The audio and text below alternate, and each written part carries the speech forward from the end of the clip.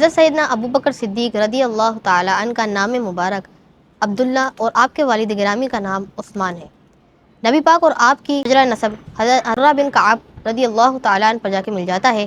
آپ کی کنیت ابو بکر اور لقب صدیق اور عتیق ہے۔ حضرت ابو بکر صدیق رضی اللہ تعالیٰ عنہ کو صدیق کہا جاتا ہے۔ ام المومنین بی بی عائشہ صدیقہ رضی اللہ تعالیٰ عنہ سے روایت ہے کہ مشرکین کفار حضرت ابو بکر صدیق رضی اللہ تعالیٰ عنہ کی بارگاہ میں حاضر ہوئے اور کہنے لگے، اے صدیق، تم جسے اپنا دوست کہتے ہو، تم جس سے محبت کرتے ہو، وہ یہ دعویٰ کرتے ہیں کہ وہ رات میں بیت المقدس کی سیر کر آئے ہیں۔ تو صدیق اکبر رضی اللہ تعالیٰ عنہ نے فرمایا، کیا تاجدار انبیاء اسی طرح فرماتے ہیں؟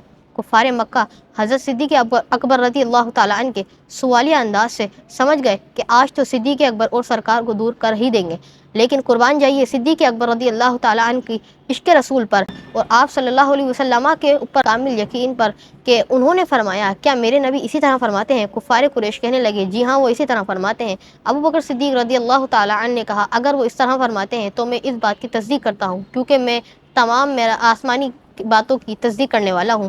اس واقعے کی تصدیق کے بعد سے ہی آپ صدیق کے نام سے مشہور ہوئے۔ حضرت ابو ہریرہ رضی اللہ تعالیٰ عنہ سے روایت ہے کہ آپ صلی اللہ علیہ وسلم نے جبرائیل امین سے فرمایا، اے جبریل، میری امت میری اس معراج کی تصدیق نہیں کرے گی۔ یعنی یہ کتنا ہی عجیب واقعہ تھا کہ ایک ہی روز جنت اور دوزخ کی سیر، پھر بیت المقدس کی سیر اور اس کے بعد واپسی آ جانا، لیکن نبی کریم صلی اللہ علیہ وسلم نے ارشاد فرمایا، اے جبرائیل، میری قوم معراج کی تصدیق نہیں کرے گی۔ حضرت جبرائیل امین علیہ السلام نے ارشاد فرمایا، یا رسول اللہ صلی اللہ علیہ وسلم، حضرت ابو بکر رضی اللہ تعالیٰ عنہ آپ کی تصدیق کریں گے۔ گویا کہ حضرت جبرائیل امین بھی آپ حضرت ابو بکر صدیق رضی اللہ تعالیٰ عنہ کو صدیق کے نام سے یاد کرتے ہیں۔